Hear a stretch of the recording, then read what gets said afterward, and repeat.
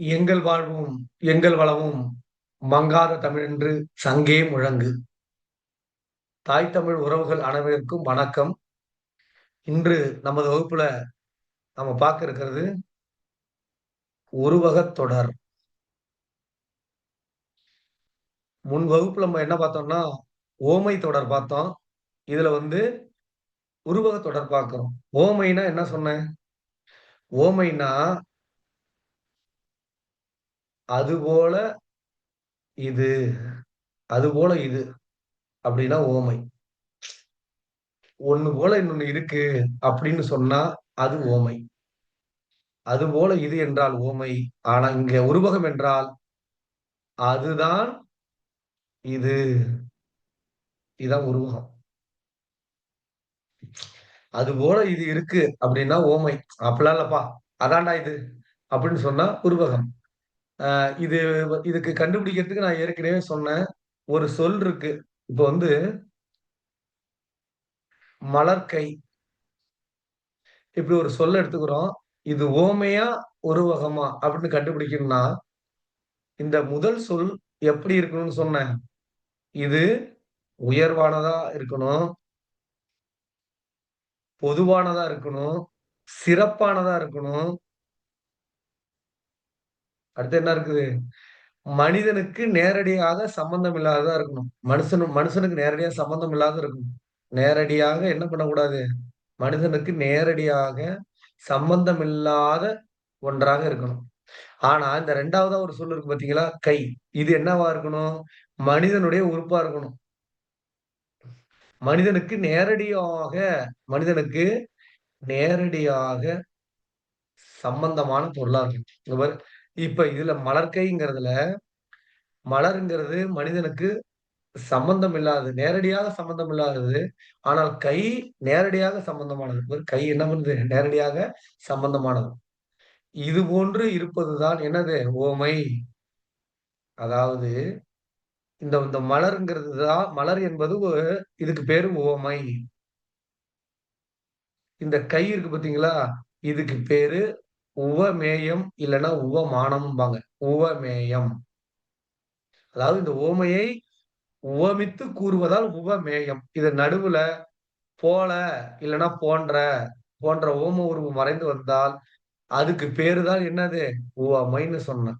சரி, நமக்கு உவமை தேவையில்ல. உருவத்துக்கு போறோம். அப்ப அதுபோல இது அப்படின்னா உவமை. அதுதான் இது அப்படின்னா உருவகம். அப்படி என்ன பண்ணணும்? அப்போ உவமையை உவமைய அப்படியே மாத்தி போட்டுக்கணும். வேற ஒண்ணும் இல்ல. இப்ப மலர் கைன்னு இருக்கா? அத அப்படியே மாத்தி போடுங்க. கை மலர், கை மலர். இப்ப நல்லா பாருங்களேன். 2 சொல்லா இருக்கு. அப்போ முதல் சொல் இங்க எப்படி இருக்கு? கை. மனிதனுக்கு நேரடியாக சம்பந்தப்பட்டதா இருக்கு. நேரடியாக சம்பந்தப்பட்டதா இருக்கு. மலர் என்பது என்னது? சிறப்பானது பின்னாடி போயிடுச்சு. சிறப்பானது, உயர்வானது, பொதுவானது, மனிதனுக்கு நேரடியாக சம்பந்தம் இல்லாதது. நேரடியாக சம்பந்தம் இல்லாதது. எங்க போயிடுச்சு? பின்னாடி போயிடுச்சு. அவ்வளவுதாங்க உருவகம். புரியுதுங்களா? உவமை அப்படின்னு வந்தா, மனிதனுக்கு சம்பந்தம் இல்லாத பொருள் முன்னாடி வரணும். மனிதனுக்கு சம்பந்தமானது பின்னாடி வரணும். அப்ப உருவகம்ன்னா, மனிதனுக்கு சம்பந்தமானது கை, கால், மூக்கு, கண், புருவம், அ வாய், உதடு, பல், அடுத்து காது, தலை, முடி, முகம், விரல்கள், இப்படி மனிதனுக்கு சம்பந்தமானது மொழி, மொழி, அ இப்படி மனிதனுக்கு நேரடியாக சம்பந்தமானது முதல்ல வரணும். மனிதனுக்கு நேரடியாக சம்பந்தம் இல்லாதது எப்ப எப்ப வரணும்? 2வதா வரணும். இப்படி வந்தா அதுக்கு பேரு தான் என்னது? உருவகம். இப்படி வந்தால் என்னது? உருவகம். அதாவது இப்ப கை அப்படின்னு இருக்கு பார்த்தீங்களா? இது என்னது? உவமேயம். ஏற்கனவே சொன்னதுதான். அப்ப உவமேயம் முதல்ல வரணும். உவமை பின்னாடி வரணும். இப்படி வந்தா அதுக்கு பேரு தான் என்னது? உருவகம். ரொம்ப ரொம்ப ஈஸி. புரியுதுங்களா? ரொம்ப ரொம்ப ஈஸியா கண்டுபிடிக்கலாம். இப்ப பாருங்க, கை மலர்ன்னு வந்துச்சா? போன டைம் நம்ப சொன்னது. இப்போ ஒரு பாருங்க, அப்படியே ஒரு உவமை. இப்ப உவமைக்கும் உருவகத்துக்கும் ஒண்ணும் பெரிய வித்தியாசம் இல்ல. அப்படியே மாத்தி போட்டுக்க வேண்டியதுதான். உவமை. இந்தாண்ட உருவகம்.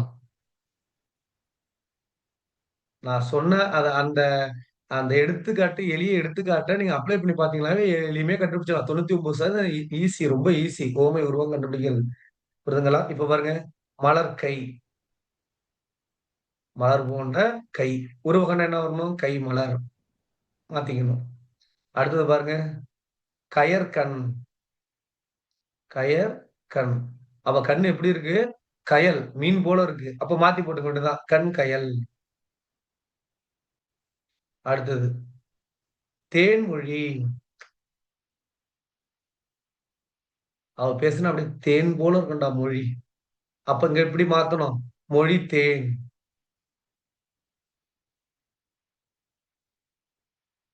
அடுத்தது கயல்விழி. அதேதான்.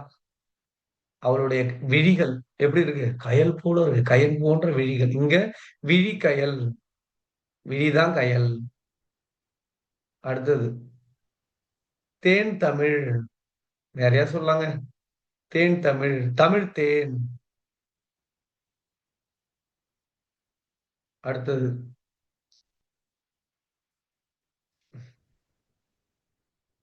அடுத்தது வந்து தாமரை முகம். தாமரை முகம். முகம் எங்க வந்துருச்சு? பின்னாடி வந்துச்சு. அப்படியே மாத்தி கொடுங்க. முகத்தாமரை. புரியுதுங்களா? ரொம்ப ஈஸி. இப்ப புத்தகத்துல ஒண்ணு குடுத்துருக்காங்க. என்ன குடுத்துருக்காங்க? இப்ப புத்தகத்துல என்ன குடுத்துருக்காங்கன்னா, வியர்வை வெள்ளம். வியர்வை வெள்ளம் அப்படின்னு குடுத்துருக்காங்க. இது என்ன உவமையா? உருவகமா? அப்படின்னு கண்டுபிடிக்க ரொம்ப கஷ்டமா இருக்கா? ஒண்ணும் கஷ்டம் கிடையாது. வியர்வை யாருக்கு வரும்? மனுஷனுக்கு நேரடியா சம்பந்தப்பட்டது. வெள்ளம் நமக்கு நேரடியா சம்பந்தப்பட்டது கிடையாது. ஆனா சம்பந்தப்பட்டது தான். நேரடியா சம்பந்தப்பட்டது இல்ல. இப்ப வியர்வை நம்ம உடம்புல இருந்து, நம்ம தோல்ல இருந்து வர்ற ஒரு பொருள். ஒரு ஒரு தண்ணி. அப்ப வியர்வைங்கிறது நமக்கு சொந்தமானது. வெள்ளங்கிறது நமக்கு சொந்தம் இல்ல. நமக்கு தேவை தான். ஆனா வெள்ளம் சொந்தம் இல்ல. அப்ப என்னது? ஒண்ணு கண்ண மூடிட்டு உருவகம் அவ்வளவுதான். புரியுதுங்களா? ஆப்ஷன்ல ஒமிஷன் பண்ணி அடிச்சிடலாம். அதெல்லாம் கவலைப்படாதீங்க. உவமை, உருவகம் அவ்வளவுதான். இப்ப எடுத்துக்காட்டு வந்து ஒரு ஒரு ஒரு சினிமா பாடல இப்ப எடுத்துக்காட்டுக்கு வந்து நம்ம பார்க்கிறோம். அந்த பாட்ட பார்த்தாலே உங்களுக்கு புரியும். உருவகத்துல ஒரு சினிமா பாட்டு, சூப்பர் சினிமா பாட்டு. அத நீங்க நல்லா கேளுங்க. அந்த பாட்ட கேட்கும்பொழுது நிச்சயமா வந்து உங்களுக்கு அது நல்லா புரியும். நான் இப்ப அந்த பாட்ட உங்களுக்காக பாடுறேன் பாருங்க. உருவகத் தொடருக்கான எடுத்துக்காட்டு பாட்டு. பெண்ணல்ல பெண்ணல்ல ஊதாப்பூ, சிவந்த கன்னங்கள் ரோஜா பூ, கண்ணல்ல கண்ணல்ல அல்லிப்பூ, சிரிப்பு மல்லிகை பூ. பெண்ணல்ல பெண்ணல்ல ஊதாப்பூ, சிவந்த கன்னங்கள் ரோசா பூ, கண்ணல்ல கண்ணல்ல அல்லிப்பூ, சிரிக்கும் மல்லிகை பூ. சிறு கைவளை கொஞ்சிடும் கொய்யாப்பூ, அவள் கைவிரல் ஒவ்வொன்றும் பன்னீர் பூ, மைவிழி ஜாடைகள் முல்லைப்பூ, மணக்கும் சந்தனப்பூ. சித்திரமேனி தாழம்பூ, சேலை அணியும் ஜாதிப்பூ, சிற்றிடை மீது வாழைப்பூ, ஜொலிக்கும் செண்பகப்பூ. சரி, பாட்டு பாடுனது போதும். இப்போ ஒண்ணும் கிடையாது. நான் என்ன சொன்னேன்? மனிதனுடைய உறுப்புகள், மனிதன் நேரடியாக சம்பந்தப்பட்டது முதல்ல இருக்கணும். அதுக்கப்புறம் உவமை செய்யப்படும் அந்த உவமை பொருள் வந்து பின்னாடி இருக்கணும். அப்படி இருந்தா அது உருவாகும். இங்க பாருங்க. நம்ம பாட்டுல பாருங்க. "பெண்ணல்ல பெண்ணல்ல ஊதா பூ." அப்ப பெண் என்பது நமக்கு நேரடியாக சம்பந்தப்பட்ட பெண், மனிதன்.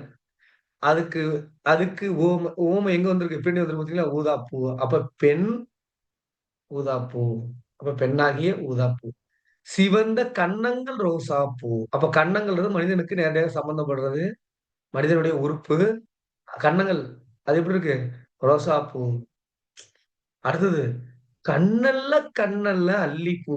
அப்ப கண் எது என்னவா உருவகப்படுத்தப்பட்டு இருக்கிறது? அல்லிப்பூவாக உருவகப்படுத்தியிருக்கிறது. அப்ப கண் என்பது உறுப்பு. அது நமக்கு நேரடியாக சம்பந்தப்பட்டது. அதுக்கு உருவகமாக எத சொல்றாங்க? அல்லிப்பூ பின்னாடி வந்திருக்கு. அப்ப முன்னாடி அல்லிப்பூ வந்துச்சுன்னா அது உவமை. பின்னாடி வந்துருச்சு. அப்ப சிரிப்பு மனுஷனுக்கு தான் சிரிப்பு இருக்கும். மனிதனுக்கு நேரடியாக சம்பந்தப்பட்டது சிரிப்பு. அதற்கு உவமையாக உள்ளது எது? உருவகம், மல்லிப்பூ. அந்த உவமை பின்னாடி வந்துருச்சு. அதேதான். பெண்ணல்ல பெண்ணல்ல ஊதாப்பூ, சிவந்த கன்னங்கள் ரோசாப்பூ, கண்ணல்ல கண்ணல்ல அல்லிப்பூ, சிரிப்பு மல்லிகைப்பூ. புரிஞ்சுச்சுங்களா?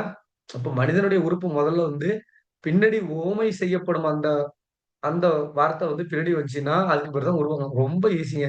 இங்க பாருங்க. அடுத்தது. சிறு கைவளை கொஞ்சிடும் கொய்யாப்பூ. அப்ப கைவளை, கை நம்மள்ட்ட தான் இருக்கு. அது எப்படி இருக்கு பார்க்கறதுக்கு? கொய்யாப்பூ. நல்லா புரியுதுங்களா? அப்ப கொய்யா பூங்கிறது தேடி வந்துச்சு. கைங்கிறது முன்னாடி வந்துச்சு. ஒரு கை விரல். மனிதனுடைய உறுப்பு கைவிரல் முன்னாடி வந்துச்சு. அது எப்படி இருக்கு? பன்னீர் பூ. அப்ப கைவிரல் தான் பன்னீர் பூ. கைவளை தான் கொய்யா பூ. அப்ப மை விழி ஜாடைகள். ஜாடைன்னா அப்படி இப்படி பார்க்குறாங்கல்ல. இந்த ஜாடை. அப்ப மை விழி. அப்ப விழி. அந்த விழி எப்படி இங்க உருவகப்படுத்திருக்காங்க? முல்லைப்பூ. விழி எப்படி உருவகப்படுத்திருக்காங்க? முல்லைப்பூ. விழிதான் முல்லைப்பூ. அப்புறம் மணக்கும் சந்தனப்பூ, சித்திர மேனி. மேனிங்கிறது என்னது? நம்ம உடம்பு. அது எப்படி இருக்கு? தாழம்பூ. அடுத்தது சேலை அணி. சேலை நம்ம அணிஞ்சுக்கிறோம். அது எப்படி இருக்கு? ஜாதிப்பூ. சிற்று இடை. சிறிய இடைன்னா சின்ன இடுப்பு. எப்படி இருக்கு? வாழைப்பூ. அவ்வளவுதான். இப்ப இத வந்து அ உருவகம் என்பது முதல்ல மனிதனுக்கு சம்பந்தமானது. அதான் மனிதனுக்கு சம்பந்தமானது. அதாவது உவமேயம் முதல்ல இருக்கணும். பின்னாடி தான் என்ன இருக்கணும்? உவமை இருக்கணும். அப்படி இருந்தால் அதுக்கு பேர் தான் உருவகத் தொடர். புரியுதுங்களா? இன்னொரு எடுத்துக்காட்டு 7ஆம் வகுப்புல இருக்கிற "அறநெறிச் சாரம்" என்ற இந்த பாடல். "இன்சொல் விளைநிலனாம் ஈதலே வித்தாக, வன்சொல் களைகட்டு, வாய்மை எருவட்டி, அன்பு நீர் வாட்சி, அறக்கதிர் ஈனவோர், பைங்கூழ் சிறுகோலைச் செய்." புரியுதுங்களா? இங்க பாருங்க. இன்சொல் சொல் யார்ட்ட இருக்கும்? மனுஷன் இருக்கும். அப்ப இந்த சொல் எப்படி இருக்கு? விளைநிலனமாக இங்க உருவகப்படுத்தப்பட்டிருக்கிறது. ஈதல்னா நம்ம குடுக்கிறது. அது நாம தான் குடுக்குறோம். மனுஷனுக்கு நேரடியா சம்பந்தப்பட்டது. அது என்னவா இருக்கு? விதையாக இருக்கிறது. வன்சொல் நம்மள்ட்ட தான் இருக்கு. அந்த வன்சொல் என்னது? களைகட்டு, கலையாக இங்க உருவகப்படுத்தப்படுகிறது. வாய்மை, நாம தான் வாய்மைன்னா மனுஷன் தான் உண்மையா நடந்துக்கணும். அதுதான் எரு. புரியுதுங்களா? அதுக்கு போடுற எருங்கிறது நமக்கு சம்மந்தம் இல்லாதது. ஆனா வாய்மை என்பது மனுஷனுக்கு சம்பந்தமானது. அப்புறம் அன்பு நீர் பாய்ச்சி. அன்பு. அன்புங்கிறது என்னது? நாம தான் மனிதர்கள் தான் அன்பு குடுக்குறோம். அதாவது அன்புங்கிறது நம்மள்ட்ட இருக்கு. இப்ப நீருங்கிறது நம்மள்ட்ட இல்ல. அப்ப அன்பு வந்து இங்க உருவகமா என்னது? நீர் வந்திருக்கு. பாய்ச்சி அறக்கதரை ஈனவர் பைங்கூச நல்லா சொல்றது புரியுதா உங்களுக்கு? அப்ப உருவகம் என்பது ரொம்ப எளிது. அனைவரும் தெரிந்து கொள்ளுங்கள். இப்போ வந்து பார்த்தீங்கன்னா, டிஎன்பிசி அல்லது டெட் இந்த சம்பந்தமா இந்த உவமை உருவகத்துல ஏதாவது கொஸ்டின் வந்துச்சுன்னா, நான் கீழ வந்து உங்களுக்கு அடுத்தது குடுக்குறேன். நீங்க வேணா அத ட்ரை பண்ணி பாருங்க. ரொம்ப ஈஸி. ம், ம் நன்றி. அ வணக்கம். கொஸ்டின் வந்து கீழ குடுக்குறேன். அடுத்தது வந்து உவமை தொகை ஏற்கனவே நான் நடத்தியிருக்கேன். அதனுடைய லிங்க் நான் கீழ குடுக்குறேன். அதையும் போய் ஒரு டைம் பாருங்க. ஏதாவது குறைகள்னா என்ட்ட சொல்லுங்க. சப்ஸ்கிரைப் பண்ணுங்க. நான் வாழ்வியலோட சேர்ந்து என்னால முடிஞ்ச வரைக்கும் நடத்துறேன். ஏதாவது குறைகள்னா சொல்லுங்க. நான் மாத்திக்கிறேன். புரியுதுங்களா? கற்றது கைமண் அளவு, கல்லாதது உலகளவு. நன்றி, வணக்கம். நான் உங்கள் விஜய் தமிழ், தமிழாசிரியர். நன்றி, வணக்கம்.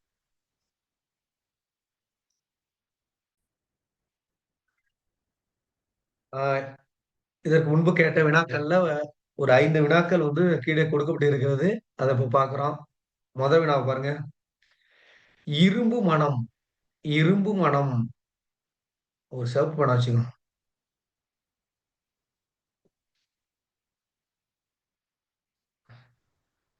இரும்பு மனம், இரும்பு மனம் கொண்டதால் அவள் என்னை ஏற்கவில்லை.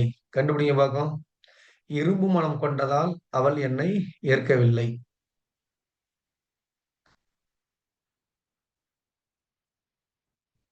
ஓமையா? உருவகமா? இயைபா? உத்தியா? அப்ப இரும்பு மனம் மட்டும் தாங்க நம்ம பார்க்கணும். வேற எதையும் பார்க்கக்கூடாது. அவ இரும்பு மனம் இருக்கிறதால என்ன என்ன வந்து என்ன ஏற்கவில்லை அப்டின்னா என்னது? இப்ப இரும்பு, மனம் 2யும் பார்க்கிறோம். அப்ப மனம்ங்கிறது மனிதனுக்கு நேரடியாக சம்பந்தமானது. இரும்பு என்பது சம்பந்தமானது தான். ஆனா நேரடியாக சம்பந்தமானது இல்ல. அப்ப இரும்பு மனம் என்பது இரும்பு போன்ற மனம். இரும்பு போன்ற மனம். அப்ப கண்டிப்பா இது என்னது? உவமை. சரி. அடுத்த வினாக்கு போலாங்களா? அடுத்தது.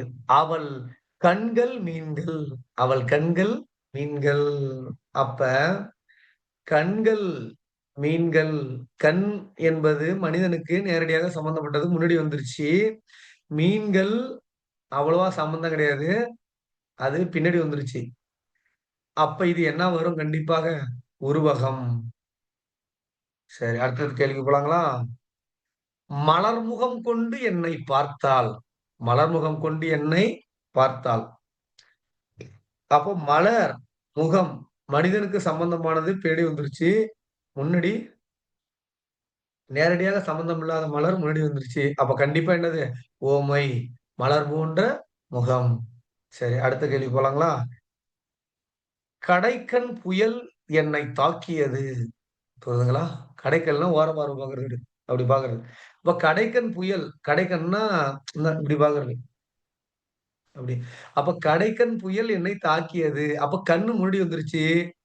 புயல் என்னாச்சு? பின்னாடி வந்துருச்சு. அப்ப மனிதனுடைய உறுப்பு முன்னாடி வந்ததால, அது கண்டிப்பா என்னவா இருக்கும்? உருவகம். அது அடுத்தது 5வது கொஸ்டின். இது மாரி நீங்க டிஎன்பிஎஸ்சி கொஸ்டின் பாருங்க. கீழ்க்கண்டவற்றில் உவமை அல்லாதது எது? பாருங்க. அவள் மயில் போல், அவன் சிங்கம், அவள் மலர் போல், அவன் புலி போல். புரியுதுங்களா? இங்க போல் போல்ங்கிற வார்த்தைலாம் வந்துட்டாலே இதெல்லாம் உவமை. அப்ப அவன் சிங்கம். இதுதான் என்னது? உருவகம். அப்ப ஊமை அல்லாத எது? அவன் சிங்கம். சரிங்க. உவமை, உருவகம். ஒரு ஒரு ஒரு நல்ல கிளாரிட்டி உங்களுக்கு கிடைச்சிருக்கும்னு நினைக்கிறேன். மகிழ்ச்சி. நன்றி. வணக்கம்.